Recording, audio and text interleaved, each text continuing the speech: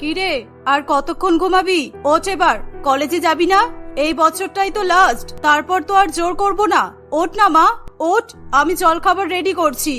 মেঘনা অল্প একটু চোখ খুলে দেখে বাইরে বৃষ্টি হচ্ছে। এই দেখে সে আবার শুয়ে পড়ে। খুব জোরে বৃষ্টি পড়ছে, আমি আজকে কোথাও যাব না। তারপর যদি বন্যা হয়ে যায়, আমি কি নৌকা চালিয়ে কলেজ থেকে বাড়ি আসবো?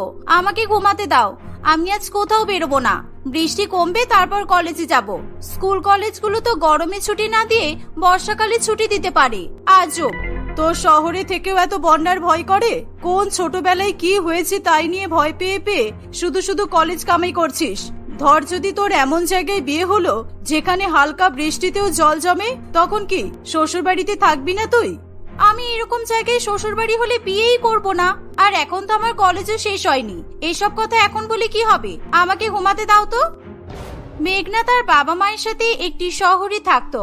সে গ্রামের থেকে শহরে থাকতেই বেশি পছন্দ করত। মেঘনা ছোটবেলা কেটেছে এক প্রত্যন্ত গ্রামীণ অঞ্চলে। সেখানে না ছিল বিদ্যুৎ সরবরাহ, আর না ছিল অত্যাধুনিক জিনিসপত্র। সব রকম ঋতুতেই তাদের গ্রামের অবস্থা অত্যন্ত বিপজ্জনক হয়ে দাঁড়াতো। একবার তো বর্ষাকালে তাদের গ্রামে বন্যাও হয়, আর সেই বন্যায় মেঘনা প্রায় ভেসে চলেই যেত যদি তার বাবা না তাকে সঠিক সময়ে দেখতে পেত। সেই ঘটনার পরেই মেঘনার বাবা স্বদেশবাবু এবং তার মা মায়াদেবী তাকে নিয়ে শহরে চলে আসে। আর সেই ঘটনার পর থেকে মেঘনা যেমন গ্রামকে ভয় পেত, তেমনি ভয় পেত বন্যা এবং বর্ষাকালের। একদিন, তুমি এগুলো খুব ভুল করো জানো তো? কোনো মানে আছে এমন একটা জায়গায় মেয়ের সম্বন্ধ করার? এখন না হয় ও জানতে পারবে না, কিন্তু বিয়ের আগে কোনোদিন কিংবা বিয়ের পরেও যদি জানতে পারে, তাহলে তোমার মনে হয় ও ওই শ্বশুর বাড়িতে থাকবে? আস্তে কথা বলো না গিন্নি, এত চিৎকার করে কথা বললে তো সারা পাড়ার লোক শুনতে পেয়ে যাবে। আর শোনো, আমি আমার মেয়ের ভয়ের কথা ভেবে এত ভালো ছেলেটাকে কিছুতেই হাতছাড়া করতে পারবো না। ও নিজে ভয়ের মুখোমুখি হলে তবেই তোর ভয় কাটবে। কি দরকার বলো তো যেচে পড়ে মেয়েটাকে বিপদের মুখে ঠেলা? কতই বা বয়স ওর? থাক না, আরো কয়েকদিন থাক, আমরা ঠিক অন্য ছেলে পেয়ে যাব। মায়াদেবীর কথা শেষ হতে না হতেই মেঘনা সেখানে চলে আসে। মেঘনাকে দেখেই তারা সবাই কথা ঘুরিয়ে এদিক ওদিকের কথা বলতে শুরু করে। মা, বাবা, তোমরা কি কথা বলছো? আমাকে নিয়ে কিছু বলছো তাই না? সেই জন্যই আমি ঢোকার সঙ্গে সঙ্গে তোমরা চুপ করে গেলে। আমি শুনেছি মা বলছিল অন্য ছেলে পাওয়া যাবে, এমন কিছু একটা। হ্যাঁ, তোর বাবা তোর জন্য সম্বন্ধ এনেছে। আমি বললাম মেঘনা তো এখন অনেক ছোট, তাই এখন আমাদের কাছেই থাক, পরে ঠিক অন্য ছেলে পেয়ে যাব, এই আর কি, তেমন কিছু না। ছেলে বিদেশে চাকরি করে, এখন বাড়ি থেকেই কাজ, কিন্তু কয়েক মাস পরে অথবা পরের বছরে হয়তো বিদেশে চলে যাবে। আর তোর বিয়ে হলে তুইও তো বিদেশে থাকবি, ওটাই তোর মা চাইছে না। বিদেশে যাওয়ার কথা শুনে মেঘনা এত খুশি হয় যে সে বিয়ের জন্য রাজি হয়ে যায়। মেঘনা সৌরেশের সাথে দেখাও করে, এমনকি তাদের বাড়িতেও যায়। যেহেতু শহরের মধ্যেই তার শ্বশুর বাড়ি ছিল, তাই মেঘনা আর অন্য কিছু নিয়ে চিন্তা ভাবনা করে না। আমি গ্রামে থাকতে ভয় পাই বলে বাবা আমার বিয়ে শহরের এমন ছেলের সঙ্গে ঠিক করেছে যে আমাকে শহর থেকে সোজা বিদেশে নিয়ে চলে যাবে। আমার যে কি মজা হচ্ছে। একদিকে মেঘনা যখন তার শ্বশুর বাড়ি ঘুরে ঘুরে দেখছে, মেঘনার বাবা স্বদেশবাবু সেই সুযোগে সৌরিশকে ডেকে নিয়ে যায় আলাদা করে কথা বলার জন্য। তোমাকে তো আগেও বলেছি বাবা, আমার মেয়ে ঝড় বন্যা এসবে খুব ভয় পায়। ছোটবেলায় তো একবার ভেসে ভেসে চলেই গিয়েছিল, আমি কোনো রকমে বাঁচিয়েছি। তুমি একটু দেখো যেন ওর কোনো রকমের অসুবিধা না হয়। আসলে একদম নদীর পাশেই তোমাদের বাড়ি তো, তাই বলছি আর কি। আমাদের ঘরটা যেদিকে সেদিক থেকে নদীটাও তো দেখা যায় না। আমাদের নদীর পাশে বাড়ি, এটা জানার আগেই আপনার মেয়েকে এখান থেকে নিয়ে চলে যাব। আসলে তোমাদের বিয়ে হতে হতেই বর্ষা এসে যাবে, তাই বলছিলাম আর কি। একটাই তো মেয়ে, তাই চিন্তা হয়, এই যা। সৌরিশ স্বদেশবাবুকে আশ্বাস দেয় তার মেয়ের কোনো অসুবিধা হবে না। কিছুদিনের মধ্যেই একটা শুভ দিন দেখে মেঘনা আর সৌরিশের বিয়ে হয়ে যায়। বিয়ে করে মেঘনা শ্বশুর বাড়িতে আসলেই কয়েকদিনের মধ্যে বর্ষাকাল চলে আসে। এর ফলে মেঘনার বাড়ির বাইরেও সেভাবে বেরোনো হয় না। কিন্তু হঠাৎই একদিন মেঘনা লক্ষ্য করে তার শাশুড়ি মা সকাল সকাল উঠে সারা বাড়ি ঝাড়ু দিচ্ছে। মেঘনা এই দেখে অবাক হয়ে যায়। সে ঘুম ঘুম চোখ নিয়ে বাইরে বেরিয়ে আসে। কাজের লোক তো একটু পরেই চলে আসবে মা, আপনি তাহলে এখন সারা বাড়িতে ঝাড় দিচ্ছেন কেন? বাড়ি তো পরিষ্কারই আছে। আর তার চেয়ে বড় কথা, এইসব কাজ তো এই বয়সে আপনার করাই উচিত না।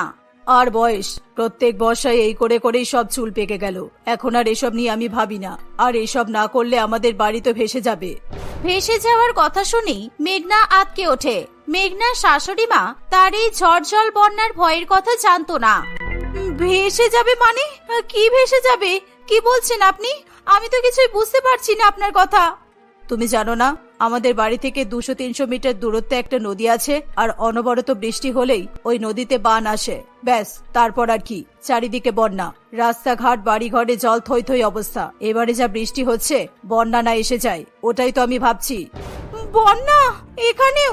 আপনাদের বাড়ি তো শহরে, তাহলে এখানে বন্যা হবে কেন? আমি বোধহয় কোনো স্বপ্ন দেখছি। আমি যাই, গিয়ে শুয়ে পড়ি, ঘুম থেকে উঠলেই সব ঠিক হয়ে যাবে।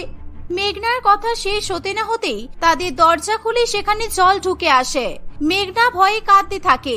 সে কি করবে কিছুই বুঝে পায় না। বৌমা, এক্ষুনি গিয়ে সব লাইট পাখা সুইচগুলো বন্ধ করে দাও, একটাও যেন না চলে। যাও, তাড়াতাড়ি যাও। আর আসার সময় সৌরিশ আর তোমার শ্বশুর মশাইকে ডেকে নিয়ে এসো। এবার বোধহয় সব ভেসে যাবে। মেঘনা কাঁদতে কাঁদতে তার ঘরের দিকে ছোটে। সৌরিশকে ঘুম থেকে ডেকেই সে চিৎকার করতে থাকে। তুমি আমাকে এভাবে ঠকালে কেন? তুমি জানতে না আমি বন্যাকে কত ভয় পাই? তুমি জানতে না ছোটবেলায় আমার সাথে কি হয়েছিল? তবু তুমি এত বড় কথা আমার থেকে লুকিয়ে রাখলে। দাঁড়াও দাঁড়াও, আগে ঘুম থেকে উঠতে দাও তো ঠিক করে। কি লুকিয়েছি আমি তোমার থেকে? কি হয়েছেটা কি? স্বপ্ন দেখেছো নাকি? কিসের স্বপ্ন? কি স্বপ্ন? এসব তো সত্যি। সত্যিই তো তোমার বাড়ি নদীর পাশে, আর সেখানে বর্ষাকাল এলেও বান আসে। এবারও এসেছে, তোমার বাড়িতে জল ঢুকে গেছে। আমি সত্যি ভাবিনি তুমি আমাকে এভাবে ঠকাবে। আমি কেন ঠকাবো? তোমার বাবা তো সব জানতেন, উনি তো বলেছিলেন তোমাকে না জানাতে। এমনিতেও কয়েকদিন পর আমরা বিদেশে চলে যাব, তখন আর এসব নিয়ে ভাবতেও হবে না। আমরা তো পরের সপ্তাহতেই চলে যাব। আমি কিভাবেই বা বুঝতাম বলো এখন বন্যা হবে? আমার বাবা জানতো, তবু এত বড় কথাটা আমার থেকে লুকিয়ে গেল। এই কথা জেনে মেঘনা আরো ভেঙে পড়ে। তারা সবাই তাড়াতাড়ি করে ঘর থেকে বেরিয়ে কোনো রকমে জল আটকানোর বন্দোবস্ত করে, কিন্তু তাদের কোনো চেষ্টাই সফল হয় না। তারা বৈদ্যুতিক সমস্ত জিনিসপত্র ঠিক করে নিরাপদ স্থানে তুলে দেয়। ধীরে ধীরে একটু একটু করে জল বাড়তেই থাকে। প্রথমে তাদের গোড়ালি বরাবর জল থাকে, তারপর আস্তে আস্তে হাঁটু পর্যন্ত জল এসে পৌঁছায়। আরো কয়েক ঘন্টা প্রবল জোরে বৃষ্টি হওয়ায় মেঘনার শ্বশুর বাড়ির অধিকাংশই জলে ডুবে যায়। তারা প্রায় সকলে এক কোমর জলে ডুবে দাঁড়িয়ে থাকে। এরকম তো আগে কখনোই হয়নি। হলে না হয় কিছু শুকনো খাবার আনিয়ে রাখতাম। সেই সকাল থেকে না খেয়ে জলে ডুবে দাঁড়িয়ে আছি, কোথাও তো একটু বসারও জায়গা নেই। এই জল যে কবে নামবে কে জানে। আমার যদি কিছু হয়ে যায় তাহলে সব দোষ তোমার আর আমার বাবার হবে। বাবা আমাকে একবার বন্যার জলে ভেসে যাওয়া থেকে বাঁচিয়েছিল, কিন্তু তারপরও যে বাবা আবার আমাকে জলে ভাসানোর ব্যবস্থা করবে এটা আমি ভাবতে পারিনি। আমি তো সাঁতার কাটতেও জানি না, এবার কি হবে? চিন্তা করো না বৌমা, আমাদের কাছে এসব নতুন কিছু নয়। এরকম প্রায় প্রত্যেকবারই হয়। আবার কয়েকদিন পরে সব ঠিক হয়ে যাবে। আমি এত বছর এভাবে এখানে সংসার করলাম, আর তুমি পারবে না? একদম পারবে। তুমি চিন্তা করো না, তুমি সব পারবে। কিন্তু মা, আমি যদি ডুবে যাই, আমি যদি ভেসে চলে যাই, হয়তো এই নদী আমাকে ভাসিয়ে এমন জায়গায় নিয়ে চলে গেল যেখান থেকে আমি আর ফিরেই আসতে পারবো না। তখন আমি আর কাউকে কোনোদিন দেখতেও তো পারবো না। তুমি এতটাও পাতলা না ও যেই সামান্য স্রোতে ভেসে যাবে। চুপচাপ শান্ত হয়ে থাকো তো, একটু পরে পাম্প চালু হলেই জল নেমে যাবে। আমার তো খিদেতে মাথা খারাপ হয়ে যাচ্ছে। এরই মধ্যে মেঘনা শুনতে পায় তার ফোন বাজছে। সে জলের মধ্যে দিয়ে সাবধানে পা টিপে টিপে যেতে থাকে। সে টেবিলের উপরে দাঁড়িয়ে তাক থেকে ফোন নামিয়ে কলটা ধরে। তোদের এলাকার কথা খবরই দেখাচ্ছে। তোরা সবাই ঠিক আছিস তো? কারোর কিছু হয়নি তো? হ্যাঁ রে, কিছু খেয়েছিস সকাল থেকে? বন্যার ত্রাণে খাবার দিতে তো অনেক লোক বেরোয়, তোদের ওখানে কেউ যায়নি? এখনো এটা জিজ্ঞাসা করতে ইচ্ছা করছে মা। বাবা এবার খুশি হয়েছে তো? আমি যেই জিনিসটা সবচেয়ে বেশি ভয় পাই, আমাকে বিদেশে পাঠানোর লোভ দেখিয়ে সেই ভয়টার দিকেই তোমরা ঠেলে দিলে। আমি আর কোনোদিনও তোমাদের কাছে যাব না। এই বলে মেঘনা ফোনটা রেখে দিয়ে আবার জলের মধ্যে নেমে আসে। সে এবং তার শাশুড়ি মা জলের মধ্যে এদিক ওদিক ঘুরে কাজ করার চেষ্টা করে। মেঘনার শ্বশুরবাড়ি প্রশস্ত হলেও সেটা একতলারই একটা বাড়ি ছিল। আর একটা ফ্লোর বা ছাদ থাকলে হয়তো এতটা সমস্যা তাদের হতো না।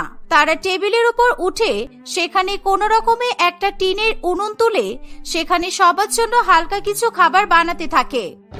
আপনি এত বছর ধরে এসব সহ্য করছেন, অথচ বাড়িটা দোতলা বানাতে পারেননি? আপনার স্বামী ছেলে দুজনেই তো ভালো মাহিনার চাকরি করে, ওদেরকে বললে ওরা নিশ্চয়ই না করতো না? কম চেষ্টা করেছি। এখানে কোনো বাড়ি দোতলা করার অনুমতি নেই। তুমি তোমার বাড়ি যত খুশি চওড়া করতে পারো, কিন্তু লম্বা করতে পারবে না। আমরাও পারিনি। কিন্তু এরকম অদ্ভুত নিয়ম কেন? এরকম তো আমি কোথাও শুনিনি। পরিবেশের সুরক্ষার জন্য বৌমা। উঁচু বাড়ির পারমিশন পেলেই বড় বড় প্রমোটাররা জমি কিনে উঁচু উঁচু ফ্ল্যাট করবে, আর ফ্ল্যাট মানেই তো অনেক লোকের ভিড়। যত লোক তত দোকান, বাজার, নোংরা আবর্জনা ততই বাড়বে।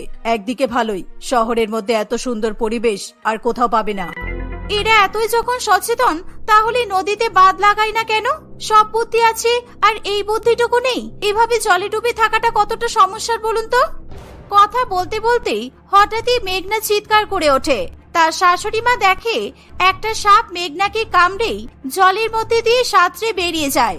সুলেখা দেবী সাপের কথা বলে তার বাড়ির সকলকে সাবধান করে। ততক্ষণে মেঘনা প্রায় লুটিয়ে পড়ে।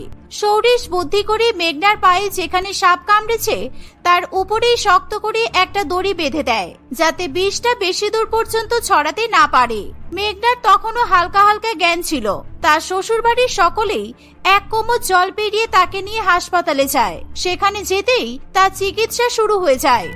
আমার এখন নিজের ওপরই রাগ হচ্ছে। আমি যদি মেঘনার থেকে এই কথাটা না লোকাতাম, তাহলে হয়তো আমার আর মেঘনার বিয়ে হতো না, আর ওর প্রাণেরও এখন সংশয় হতো না। যত দোষ আমারই, আমিই দোষী। এরই মধ্যে মেঘনার বাবা মাও হাসপাতালে চলে আসে। মেঘনার শরীর থেকে বিষ বের করা হয়ে গেলেও মেঘনার জ্ঞান ফিরে আসে না। এই দেখে তার পরিবারের সকলেই খুবই চিন্তায় পড়ে।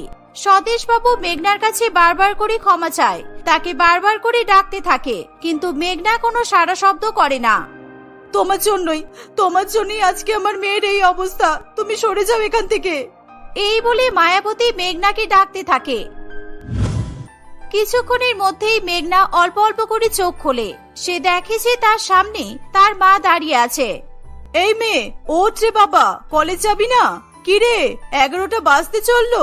কি অবস্থা দেখো, কখন থেকে আমি ডেকেই চলেছি। এই মেয়ের ঘুম কিছুতেই ভাঙছে না। মেঘনা তার মায়ের কথা শুনে ধরফড়িয়ে উঠে বসে। সে এতক্ষণ পর্যন্ত স্বপ্ন দেখছিল ভেবে তার প্রাণে জল আসে। সে তখনই মনে মনে সিদ্ধান্ত নেয় সব রকমের খোঁজ খবর না নিয়ে সে কখনোই বিয়ে করবে না। সেই ছেলে যতই ভালো চাকরি করুক না কেন কিংবা বিদেশে থাকুক না কেন,